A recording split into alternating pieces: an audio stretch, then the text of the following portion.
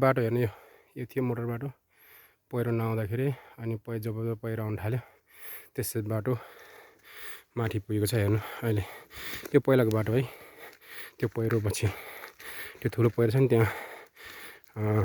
पहिरो पछि यो पुरानो बाटो नि पहिरो पछि अर्को बाटो सायद बनाएको होला माथितिर यो चाहिँ पुरानो बाटो है हाम्रो मजदाङ जाने मोटर मार्ग चाहिँ यो चाहिँ पुरानो पहिरो आउने भन्दा पहिलाको पुरानो बाटो है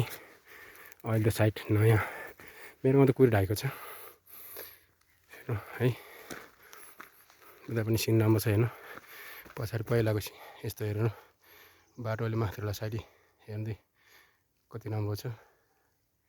भ्यूहरू छ पछाडि हेर्नु त त्यो पहिलाको सिनहरू पहिलाको मोटर मार्ग है